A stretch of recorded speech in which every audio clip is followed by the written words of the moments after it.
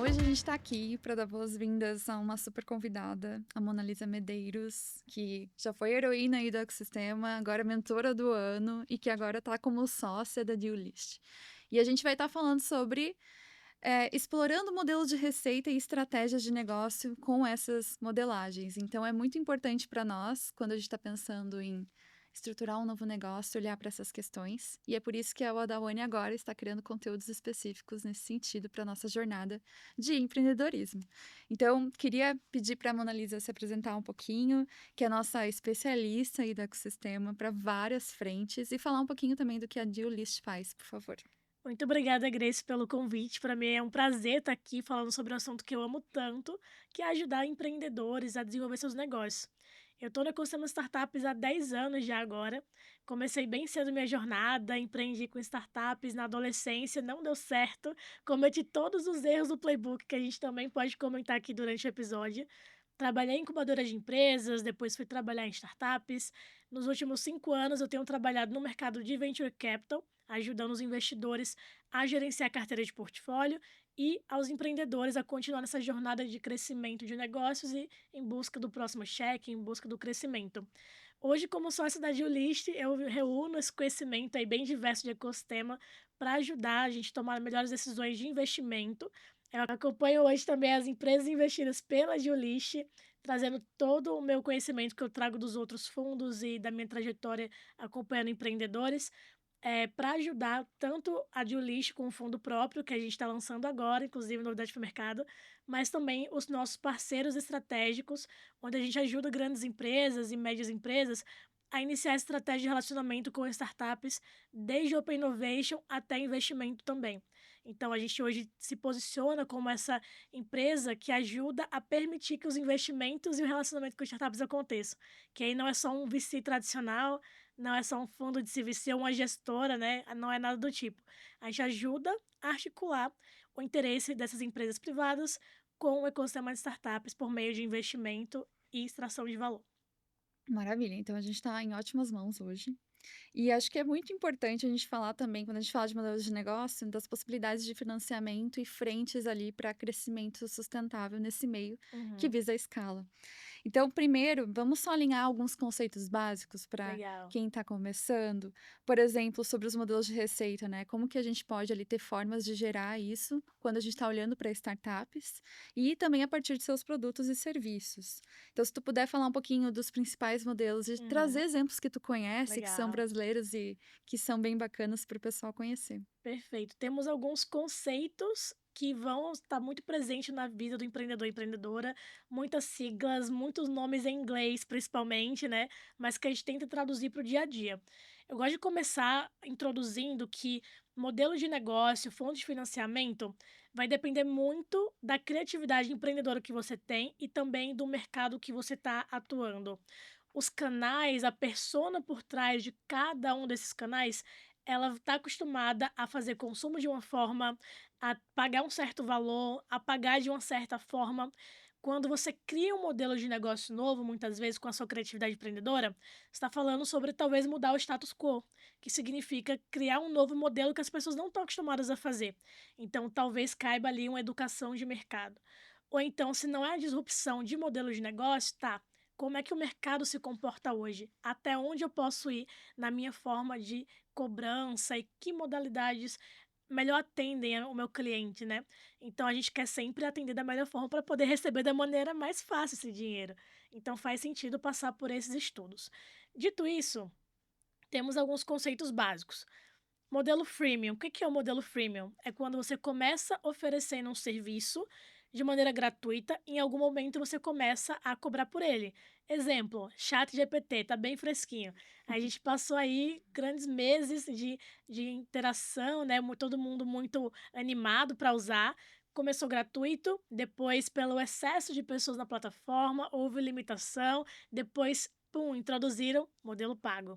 Então, essa é uma estratégia que muitas empresas usam para que você possa gerar ali um interesse no mercado sobre um produto que é novo. Você não sabe ainda se as pessoas estão dispostas a pagar por isso.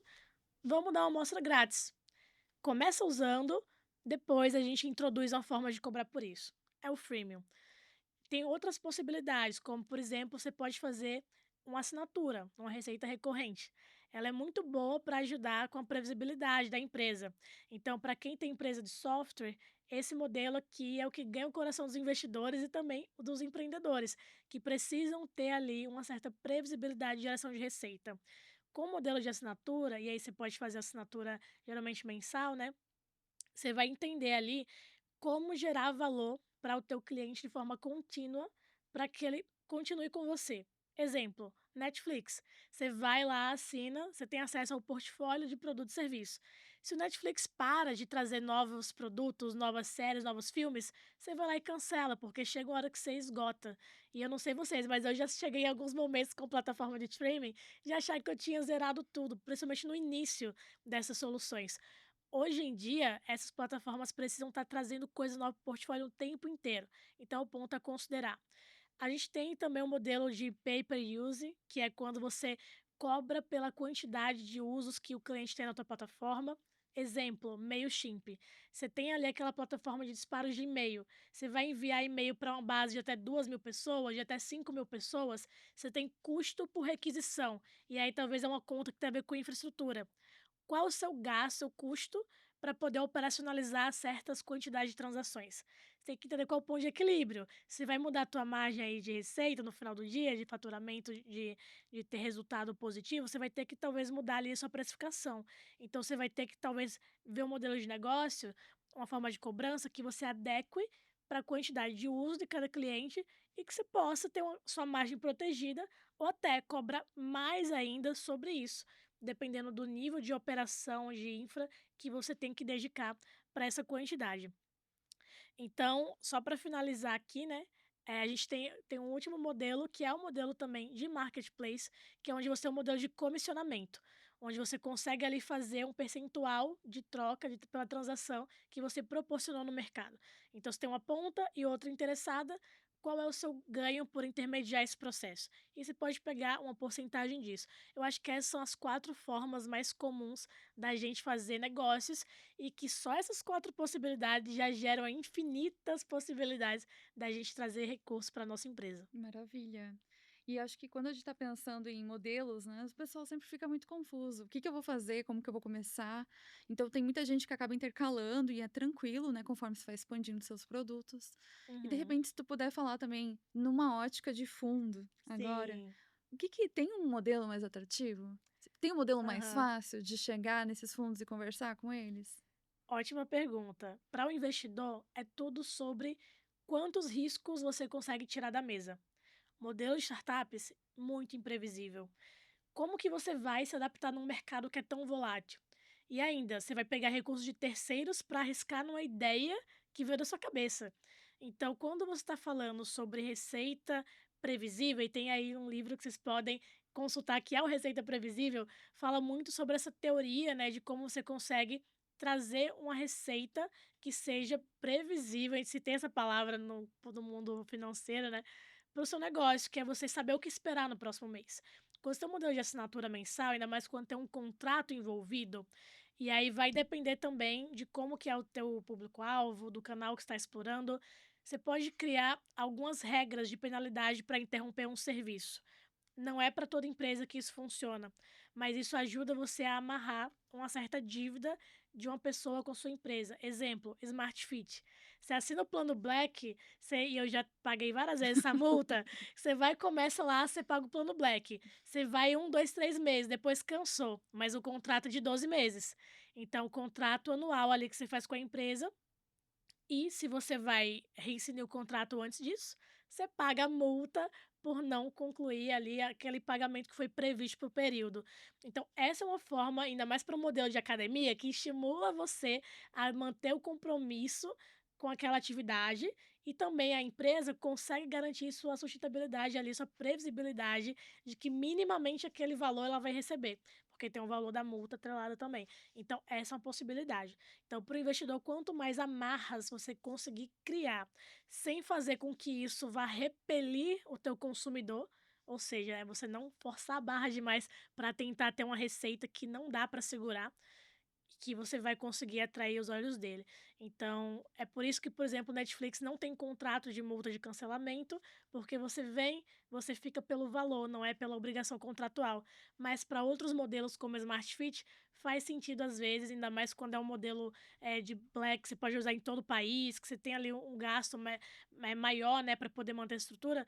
Talvez faça sentido você ter em contrato algumas amarras. Então tem que estudar e tem que testar.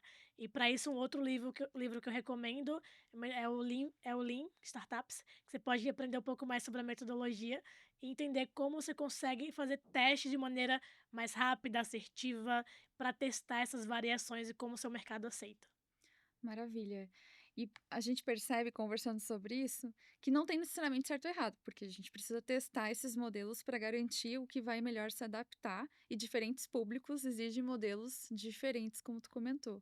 Se tu puder trazer também alguma referência de algum exemplo brasileiro que tu gosta Uhum, muito, de alguma startup que testou diferentes modelos e que conseguiu crescer via Bootstrap nesse primeiro momento. Para uhum. quem não sabe o que é Bootstrap, é quem cresce de forma orgânica, sem necessariamente ter investidores de fora aportando dinheiro. Então, acho que é bacana para o pessoal conhecer e também olhar para um case Uhum. aí que você, como especialista desse assunto, também consegue indicar para o pessoal prestar atenção. Legal. Temos vários modelos aqui de empresas. Eu acho que o Nubank é um caso muito grande de empresa que começou com Bootstrap, começou ali convites gratuitos, você vai, é uma comunidade exclusiva, você entra, você faz parte e aparentemente não cobra nada por aquele serviço, né? Você consegue trazer para sua plataforma pessoas que hoje estão em bancos, pagando muitas vezes anuidade de cartão, pagando para ter algum tipo de consultoria no serviço. Você tem um custo que você vai deslocar para ir numa agência. Então, esse foi um modelo que rompeu muitos paradigmas e que trouxe ali uma mudança como as pessoas encaram seus bancos. Eu acho que esse é um modelo muito interessante. Mas tá, como é que o Nubank faz dinheiro, né? Então, ele teve que testar vários produtos financeiros e hoje tem várias linhas, desde empréstimo a crédito, a vários outros, onde você vai. No final virou um banco, né? Mas você vai ali testando, implementando o serviço para ver o que vai dando certo para o teu modelo, para o teu cliente público-alvo. Tem algumas empresas que eu acompanho que são startups talvez não tão famosas quanto o Nubank, mas que elas fizeram um playbook muito de entender qual era o perfil ideal de cliente, como cobrar. Exemplo, a Rank My App é uma startup que ela trabalha com grandes empresas, ajudando a se posicionar nas plataformas de App Store, Google Play, para elas ranquearem melhor nas lojas de aplicativo. E além desse serviço, eles desenvolveram vários outros. Como empresa, você tem que estar sempre pensando: "Tá, hoje eu tenho esse cliente aqui, a gente cobra X reais por esse serviço prestado. Tá, mas será que esse é o máximo que a gente consegue extrair e gerar valor para esse cliente?" Talvez outras formas de receita, e aí você pode testar, e aí muitos pacotes, e toda startup passa por isso, tá, pessoal? É testar com a venda única, você vai vender um serviço uma vez, depois, opa, consigo fazer disso uma assinatura. Você vai e muda a forma de cobrança. Opa, consegui desenvolver outro serviço, uma outra camada. Então, eu consigo fazer um upsell para eu vender um outro serviço, onde esse mesmo cliente vai me pagar um valor a mais. E aí você vai testando e vai fazendo ali quase que um modelo de plug and play, que você vai se modelando, mas são coisas prontas que você pode só levantar a mão, plugar e vai funcionar. Então, esses modelos são bem interessantes para a empresa que estão começando agora, que você tem possibilidade de brincar. E aí, mas o cliente não quer esse módulo da minha solução. Aí você pode tirar isso do teu pacote comercial e vai testando quais são os pacotes de requisitos mínimos que você consiga fazer uma entrega de valor A, B e C. Você pode ter valores diferentes. E aí vamos falar de outras técnicas também, modelagem de validação de preço, AB. Você pode fazer testes, inclusive, e deve ser às cegas, né? Onde seus clientes não vejam quais valores estão sendo aplicados, mas um grupo de testes, você pode fazer entrevistas de entender em cada reunião comercial a reação do cliente quando se apresenta o preço A ou o preço B. E entender, caramba, o mercado está aceitando bem esse valor ou não, antes mesmo de chegar a efetivar uma venda. Então, tudo isso a gente recomenda que vocês façam o dever de casa, que é de estudar mercado, como seus clientes hoje consomem esse produto e serviço, como eles estão acostumados a pagar por isso, qual budget eles já separam para pagar por esse produto e serviço, que não adianta ser o mais barato se não vai te trazer sustentabilidade financeira. Então é entender esse coeficiente aí. E por fim, como que você consegue usar a sua criatividade empreendedora para descobrir um modelo que melhor funciona para o teu negócio. E aí, para isso, testando várias possibilidades. Maravilha. E quando a gente está falando de modelos de negócio, acho que é muito importante também a gente falar com o pessoal sobre as barreiras de entrada no mercado. Então, Uhum, tem muitas diferenças quando a gente está olhando. A gente percebe que umas conseguiram mais facilmente, às vezes pela própria rede de contatos e do ecossistema que elas estavam sim. envolvidas, mas também tem formas da gente lidar com isso e amenizar essa entrada, às vezes, que é mais difícil, quando é um modelo já muito consolidado. Então, por Uhum. exemplo, é difícil entrar no mercado onde tem muitos streamings que já estão ali monopolizando. Então, como que a gente ameniza essas entradas no mercado, Mona Lisa? Perfeito. Todo empreendedor tem que estar pensando da mesma forma. Como é que eu consigo criar essa barreira para que os meus concorrentes não cheguem aqui amanhã e roubem tudo? Quando a gente fala de modelo de negócio, especificamente, é um pouco mais complexo, porque às vezes depende de você ter boas negociações, talvez com linhas de crédito, com linhas de financiamento, para que você mantenha certas características competitivas no mercado. Então, esse é um desafio que vai estar na sua cabeça e não tem resposta template para isso. Cada um vai ter que quebrar a cabeça individualmente para entender o que faz sentido ou não. Mas a barreira de entrada, ela pode também estar atrelada no produto, uma característica de desenvolvimento tecnológico que você vai conseguir construir ao redor do seu produto. Pode estar atrelado também a talento, quando você consegue trazer pessoas para trabalhar no seu time, que são especialistas e conseguem acessos ou têm domínio sobre tecnologia que talvez não é muito popular, pulverizada. Ou você pode também ter na parte de talentos, dentro do seu quadro societário ou ainda de advisors, acessos únicos, onde você tem informação privilegiada talvez daquele mercado, e você consegue aplicar isso no teu negócio com mais velocidade. Então, um ponto importante a ser analisado aqui, até quando a gente vai pensar na perspectiva de captar investimento no mercado, é o quão rápido, ágil eu preciso que minha empresa seja para que os meus concorrentes não cheguem até mim. Então, a pergunta sobre financiamento também tem muito a ver com a questão do controle versus velocidade, que é como a gente vai fazer com que nossa empresa se posicione no mercado no tempo hábil suficiente para que não tenha muita divisão desse market share na mão de outros concorrentes. Aí é o grande desafio. Que é muito difícil e muita gente não consegue, às vezes, dosar nesse ponto e ter o foco necessário, né, de encontrar as estratégias que vão driblar esses desafios. Exato. Então, é complexo mesmo, né? Por isso que é importante a gente fazer muito benchmarking, olhar para fora, ver quem já está operando aquele modelo, às vezes até em segmentos diferentes lá fora, e a gente Uhum. trazer também para cá, às vezes adaptado à realidade, e pensar sempre nas possibilidades de escala, né, Mona? Exato. Então, se você pudesse falar um pouquinho agora sobre essas vias aí de não só financiamento, mas muito no olhar de investimento, porque geralmente quem está querendo fazer uma startup, ela vai precisar, né, ter esse fluxo ali de Uhum. caixa para conseguir expandir seu negócio. Então, já que você tem esse conhecimento e know-how, quais são essas diferentes formas que a gente pode estar olhando para investimento? E se pudesse trazer assim, onde que talvez modelos específicos se encaixem mais, caso faça sentido, e seus principais desafios, já que você olhou para muito desses portfólios e analisou esses casos. A característica que eu mais vejo dos founders que estão dando certo é ser um ótimo gestor da parte financeira e também ser um ótimo captador de recursos. Ou seja, ele entende como navegar diferentes formas de financiamento e está preparado para isso. Eu acho que o ponto principal aqui é entender como eu consigo fazer o meu equilíbrio da minha saúde financeira e ter as minhas rotinas de acompanhamento da gestão financeira desde o dia zero da empresa. E aí eu tenho um caso de startup que faz isso muito bem, que é a Magis 5. O Cláudio, que é o CEO da empresa, ele é esse excelente gestor. Ele começou desde o dia zero da empresa pensando como o meu negócio pode ser sustentável, como eu consigo ter uma boa rotina financeira que me permita de fato ter previsibilidade de futuro, de caixa aqui, e aí eu não estou olhando como startup, estou olhando como negócio.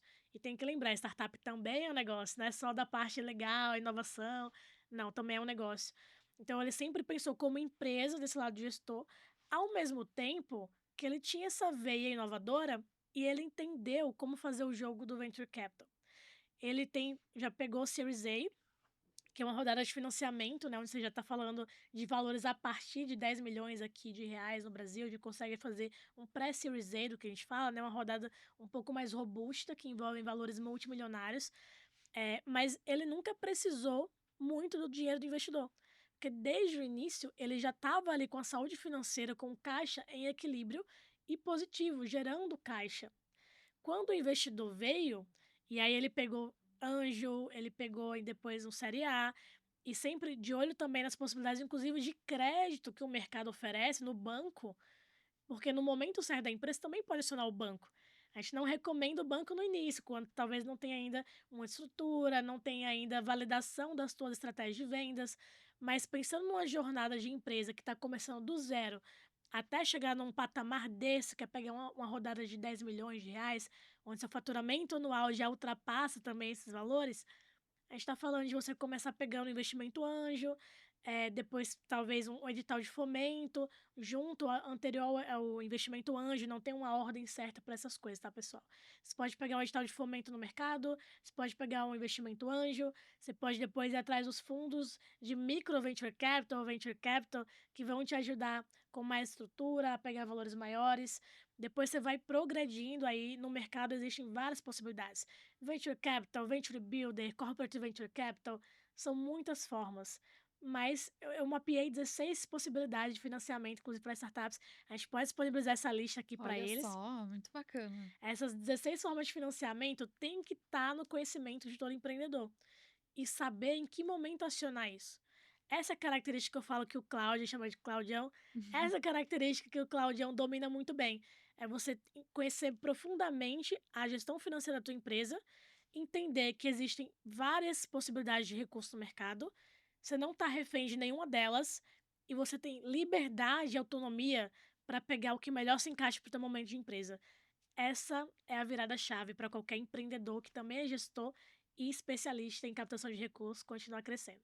Maravilha. E entender também os momentos, para você se preparar para os momentos certos de captação com fundos diferentes, correto? Sim, uma jornada de captação não acontece da noite para o dia. São pelo menos 12 meses de preparo até você sair do zero, que é ter minimamente um plano de negócios, uma estrutura da rodada ali, até você receber o dinheiro na sua conta. Você vai passar por etapas de relacionamento com o investidor, você vai passar por etapas de entrevistas e muitas incansáveis reuniões, vai ter que enviar documentos para eles entenderem que você está falando a verdade, vai passar por uma inspeção jurídica e financeira com os advogados e toda a estrutura daquele investidor, até no final, né, ter o contrato, negociação, prazo de pagamento, que ainda podem ter condição ali, condicionantes para receber esse recurso, dependendo da empresa, você pode ter metas atribuídas à performance, ou seja, fature X que você vai receber esse aqui de investimento, fature 3x que a gente aumenta aqui o quanto você vai receber. Tem várias possibilidades de negociação. E o empreendedor que conhece, navega desde o início com conhecimento sobre o mercado, se posiciona sempre de maneira mais estratégica. E o que você diria que poderia vir antes nesse aspecto? Porque, por exemplo, é difícil às vezes uma pessoa estar preparada e já ter todos esses conhecimentos para gerir, né? E ser Uhum. um empreendedor em série. Então, se fosse pegar alguém que está começando essa jornada e que não necessariamente ainda sabe isso tudo, o que você diria assim para ela olhar primeiro? E caso ela não tenha essas Hum. competências, como que tu diria a melhor forma de adquirir essas competências no seu time? Olha, posso fazer um pouco de jabá para o meu time? Pode. Na Diolist, a gente tem alguns cursos, inclusive, para ajudar empreendedores que estão começando nisso na jornada, conteúdos gratuitos também, no diolist.com.br/materiais. A gente tem ali uma série de templates gratuitos, domínio público, que vocês podem baixar, manipular, no sentido de colocar seus dados lá dentro, né?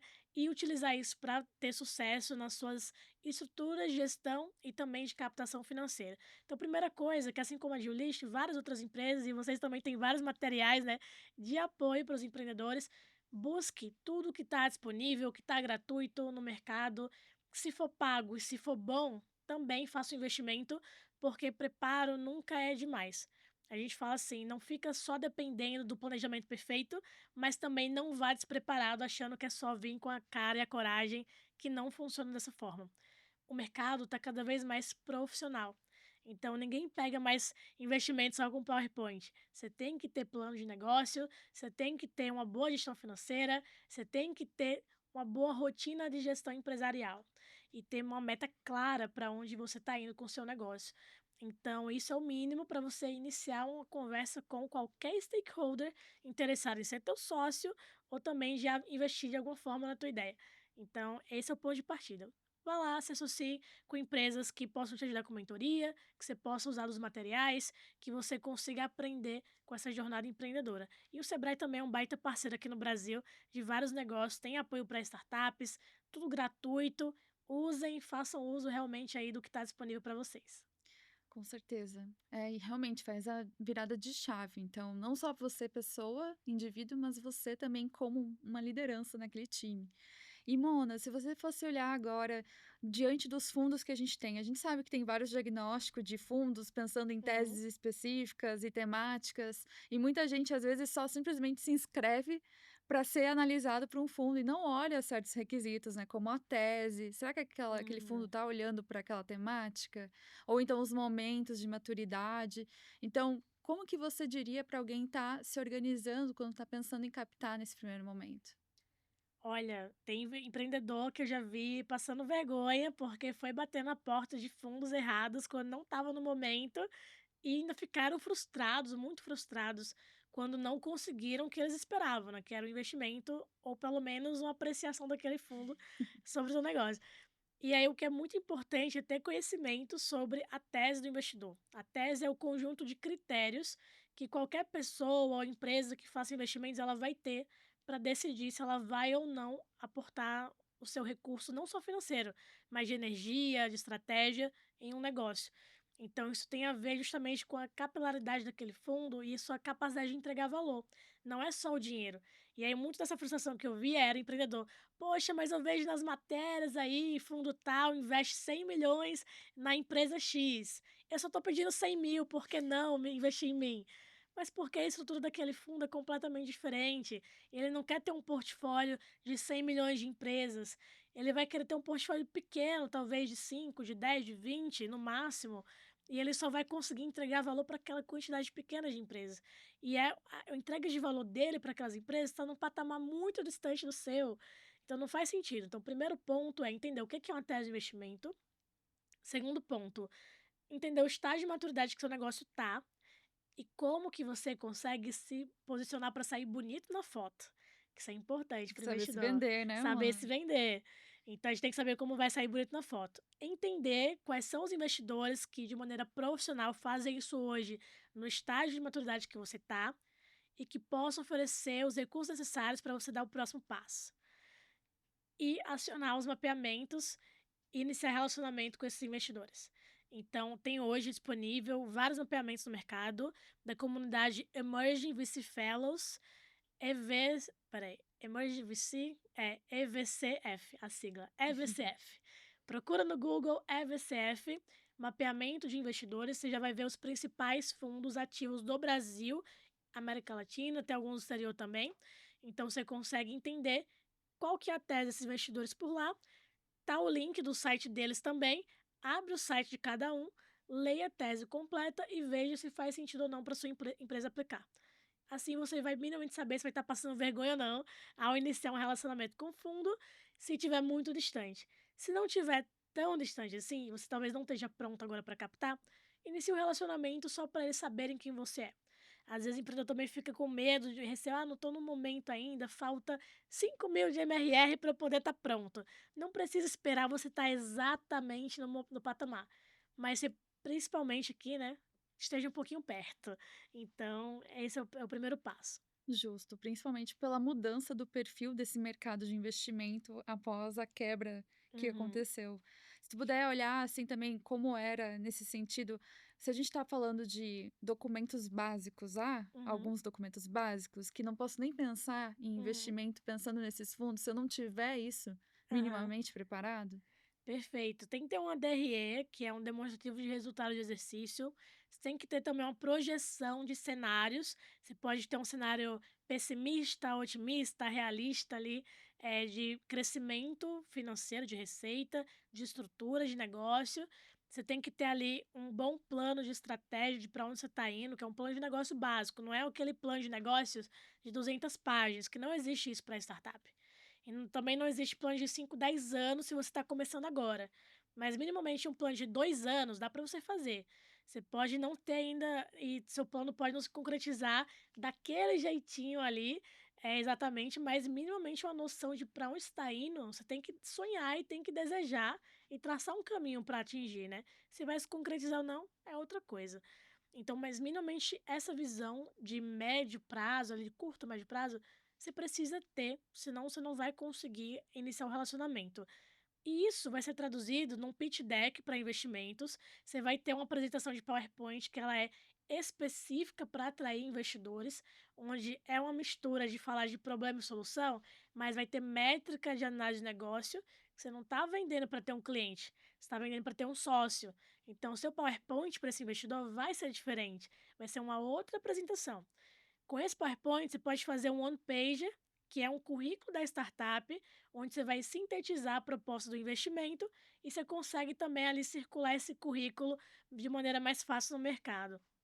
Então, acho que eu diria que ter principalmente um one pager de entrada, ter um pitch deck, ter uma planilha financeira bem estruturada, com estrutura de custos, despesas, receitas, ter uma projeção financeira para os próximos anos e um plano de negócio de como que você vai fazer para atingir suas metas que você colocou na projeção financeira, isso é o básico. Com isso bem estruturado, você consegue iniciar várias conversas que já vai estar melhor posicionado do que muita gente que tenta a sorte por tentar.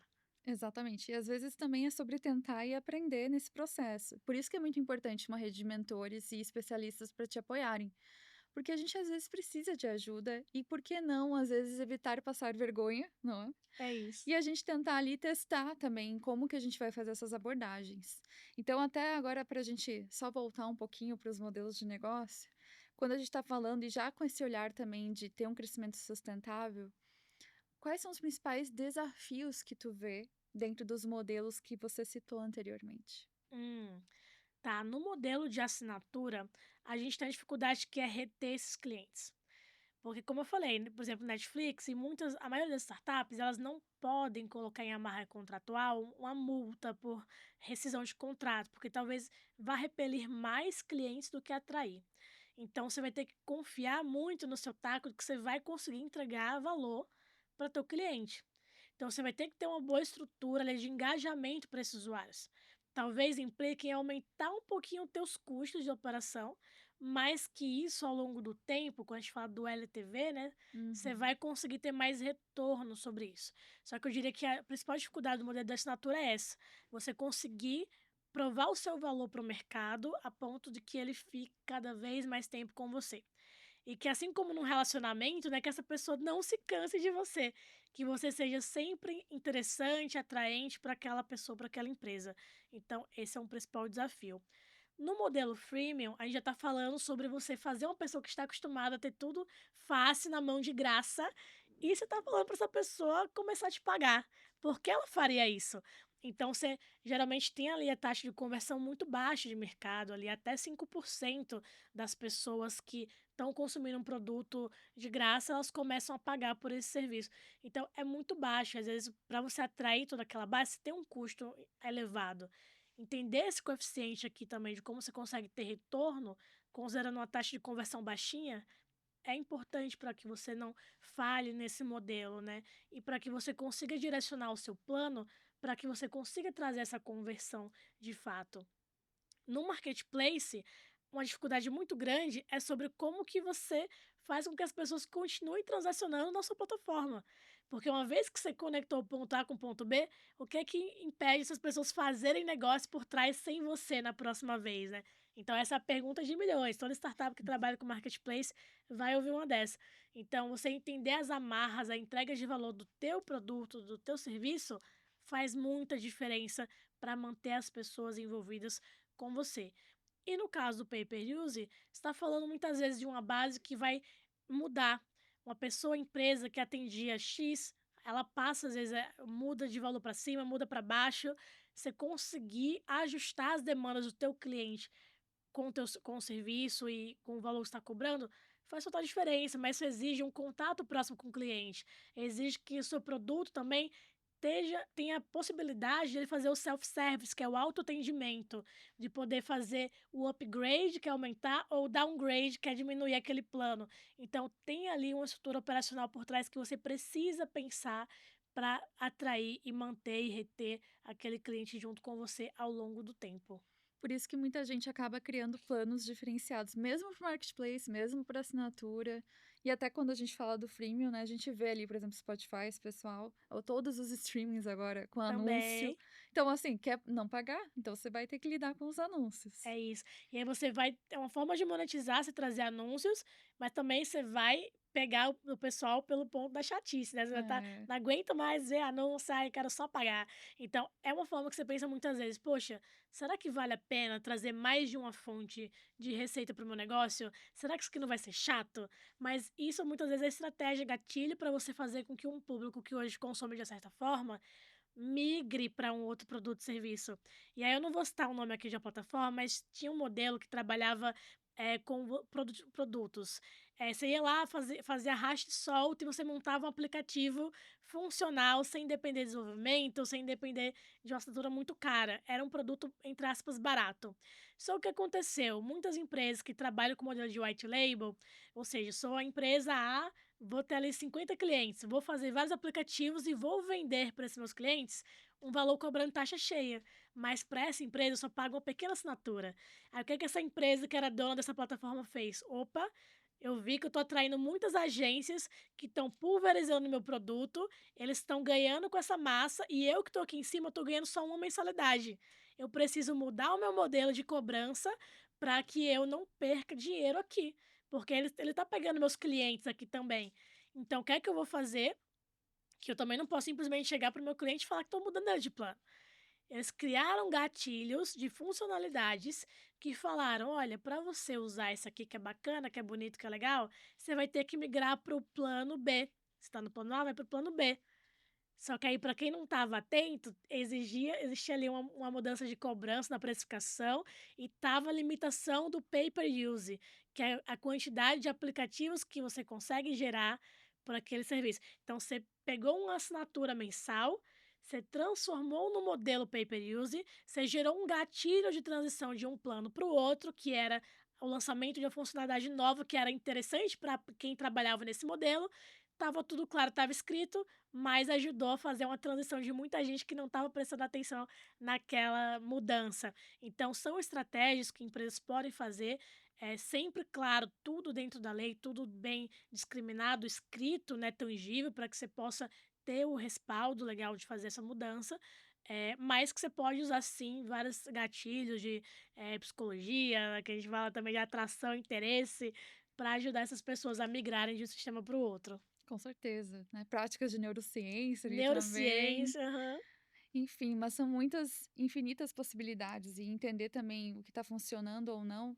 A gente até estava num podcast anterior ali falando de conteúdo e falando com a Melissa da Zarve, e ela basicamente estava falando assim sobre testar o tempo todo, né? Então, teste precisa ser uma constância para todas as frentes ali da startup. Uhum. Então, principalmente mudou de negócio, porque o mercado muda muito rápido, né? Sim. E o desejo e as necessidades daquele público vai mudando conforme também esse mercado vai ser cada vez mais dinâmico. Então tá sim, cada vez mais difícil você manter teu diferencial e você se manter ali com um posicionamento estratégico diante de todas essas possibilidades, já que todo mundo está podendo acessar isso cada vez mais E rápido. se você não testa, você está deixando dinheiro na mesa, porque teu concorrente está indo lá e está indo explorar esse mercado que você não está querendo olhar. Então é sobre também não se acomodar com a forma como você extrai valor de mercado, como você gera valor de mercado. Isso é o coeficiente chave para a gente trabalhar nessa equação. E agora a gente, para fazer um fechamento, o que que você diria, Mona Lisa, diante de tantos empreendedores, você foi agora a mentora do ano, quais são os principais ali gatilhos de gap que o pessoal está tendo nos diferentes níveis, né? Pensando na ideação, na validação, na operação, o que que você poderia dizer para gente? Olha, empreendedores sempre vão ter muitos desafios e tem alguns que são característicos de momento de jornada. Primeiro ponto que eu queria falar é: vocês não estão sozinhos nessa jornada. Tem muitos outros empreendedores que estão passando pelas mesmas dificuldades que você. Agora, o que você faz com essa necessidade é o que vai mudar ou não o teu jogo. Se você comunica, se você vai atrás de se desenvolver e se você se conecta com as empresas e pessoas que podem te ajudar, você vai superar esses desafios de maneira mais rápida.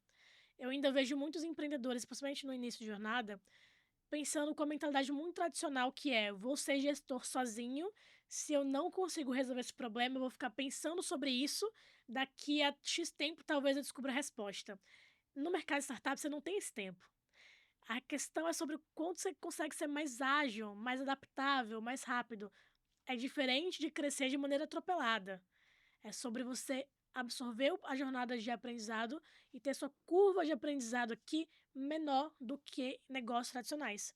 E você só vai conseguir acelerar e ter essa curva aqui mais encurtada se você vai atrás de se conectar com mentores, se você vai falar sobre os seus desafios com outros empreendedores, se você vai atrás, se você se move, se mantém em movimento. Porque é o que segura muitos empreendedores. Aqueles que querem ficar na zona de conforto, no seu escritório, trabalhando do seu jeito, esses vão tender a se comportar como empresas tradicionais. O empreendedor de sucesso que vai crescer rapidamente de maneira escalável, ele está em movimento. Ele é escalável, ele vai em busca daquelas pessoas que possam ajudar. E é esses que se destacam, independente do estágio, dos desafios, é essa mentalidade empreendedora que você precisa ter. E saber que você precisa de talentos junto contigo para fazer isso, né? Não só mentores, porque muita gente quer empreender e quer empreender solo. E Sim. não é por aí, né? Sempre ter ao seu lado pessoas melhores que você faz total diferença. Muitos empreendedores têm esse receio. Será que eu contrato alguém que talvez saiba mais do que eu e aí ele vai revelar ou ela vai revelar que eu não tenho essa habilidade? E aí se sente ameaçado e não contrata. Eu sempre fui gestora de times, desde que eu comecei a trabalhar em empresas. eh, na Outgo eu era gerente de marketing, na Bossa Nova Investimentos, onde eu passei, eu era gestora do time de portfólio, tinham 6 pessoas abaixo de mim. Na Deolist hoje sou sócia, então tem uma estrutura de pessoas que colaboram junto comigo e a gente está contratando e não para de crescer o time. Então, eu comecei minha jornada muito cedo, hoje estou com 26 anos, então estou falando que desde os meus 20 anos, 19 anos, eu já era gestora. E não só das empresas, projetos voluntários também. E quando você é uma pessoa jovem, liderança, todo mundo vai saber alguma coisa muito melhor que você. Então era uma das coisas que as pessoas sempre me perguntavam: será que você não se sente ameaçada por ser tão jovem, você revelar que alguém sabe mais que você? Eu falei: gente, claro que não. As pessoas estão aqui para me ajudar a aprender também. Não é sobre o que eu consigo fazer por elas. É sobre isso também. Você ter um direcionamento, ter a visão, saber coordenar uma estrutura que talvez elas sozinha não conseguiria, é a sua habilidade quanto gestor de um negócio, como fundador de uma ideia, de uma empresa, é isso que você vai dar de norte. Mas como essa orquestra funciona, e você hoje como gestor está como generalista, você precisa ter seus especialistas. E eles vão ser melhores, a ideia é que eles sejam melhores que vocês nesses pontos onde você sabe um pouquinho porque você é generalista. Então tem essa diferença, sim, e você, enquanto fundador, fundadora de empresa, não pode se sentir ameaçado por trazer bons talentos. Inclusive, recomendo que você busque os melhores e que, inclusive, pense em planos de carreira para essas pessoas. Porque bom talento não fica parado no mercado. Não, não fica. O mercado é dinâmico. É dinâmico, você tem que pensar em como vai manter. Vai ter um plano de vesting, você vai ter stock options, que são mais termos em inglês aí para vocês estudarem, que falam sobre estratégias de contrato, de porcentagem da tua empresa, que você pode ceder para funcionários serem teus sócios, com base em performance, com base em entrega. Então, vale a pena vocês estudarem isso também. Maravilha. Gente, muitas dicas e muita coisa para a gente olhar para além do que a jornada tem a oferecer e dos programas que a Wadaoni disponibiliza e outros. Então, fiquem ligados, procurem ajuda. É um mercado dinâmico, empreender não é fácil, principalmente em países como o Brasil, que a gente sabe É. que tem muitas burocracias, diferentes regulações em cada estado, mas vocês não estão sós, como E a a Amanda notícia falou, boa né? é, se você consegue empreender no Brasil com tudo isso, você Em empreende em qualquer qualquer lugar. lugar. É, isso aí. É difícil, mas dá para fazer. Dá. Perfeito. Muito obrigada, Mona Lisa, por estar aqui com a gente hoje. A Wadawane agradece teu Obrigada, tempo e Grace, foi um disposição. prazer. Muito obrigada. Tchau, pessoal.